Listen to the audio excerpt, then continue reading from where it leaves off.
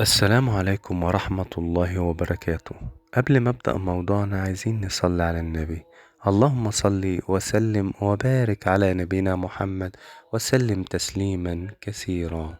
موضوعنا اليوم هي الدنيا، واللي همه على الدنيا أكتر من الآخرة، فدايما تبقى الدنيا هي اللي عمالة تصارعه من كتر همه وتفكيره في الدنيا. بيبقى كل همومه هاكل ايه، هشرب ايه، هعيش ازاي، هعمل ايه. كل همومك الدنيا ونسيت الآخرة، فالدنيا تصارعك وتعيش فيها متعذب أكتر من إنك أنت تكون بتفكر في الآخرة.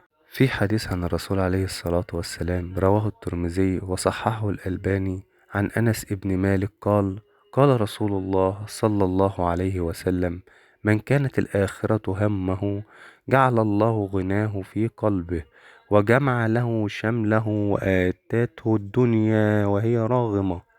ومن كانت الدنيا همه جعل الله فقره بين عينيه، وفرق عليه شمله، ولم يأته من الدنيا إلا ما قدر له. كل ما تهتم أكتر بالآخرة يجعل ربنا في قلبك غنى، ويأتيك الدنيا كمان وهي راغمة. أما لو كانت كل همومك الدنيا هتلاقي نفسك مليان فقر وأحزان، ولم يأته من الدنيا إلا ما ربنا قدره ليك وكتبه لك. فأمن إن كل ما تملكه دي أرزاق وأقدار ربنا كاتبها ليك، سواء من رزق سواء من صحة. فرضة وقل الحمد لله. وصلى الله وسلم على نبينا محمد وسلم تسليما كثيرا.